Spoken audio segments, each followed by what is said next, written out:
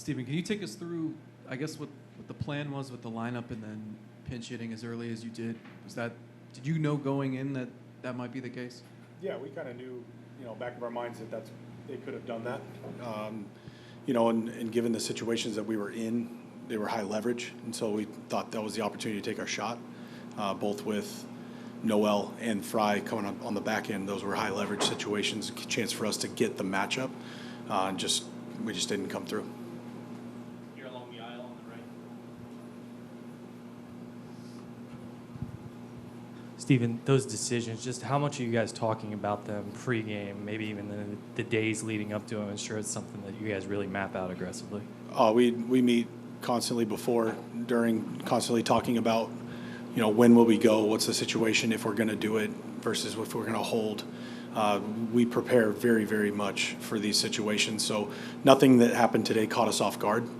We were prepared for all of it. We took our shots when we had the opportunity to put some runs up. And like I said, placed bets and then just didn't come through. Any more questions? Thank you, Daniel.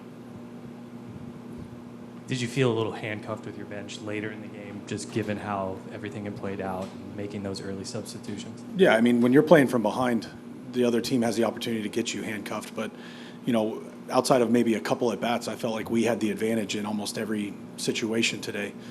We had traffic going. I thought we did a great job setting the table. We just weren't able to come through with a big hit. Here on the left side. What did you think of Alex Cobb and the way he came out and just his entire performance? Yeah, I thought Alex threw the ball well. They got the single up the middle in the first inning to score the run. And after that, I thought he threw the ball really well. And, I thought, again, the scoreboard dictated that we needed to move away from him. I felt like if we could have put some runs up and, kind of fought back early, we could have let him go a little bit longer. But with where we were in the game, felt like it was time to go get Eric.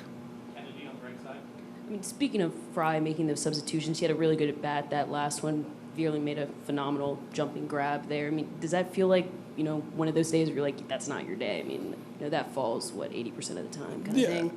Yeah, I mean, you can go down that road all you want. At the end of the day, all you can control is hitting the ball hard, and David did that. And, credit Vierling for making a great play, being in the right spot. And, again, I felt like we had pretty good at-bats at times, and then at other times we didn't.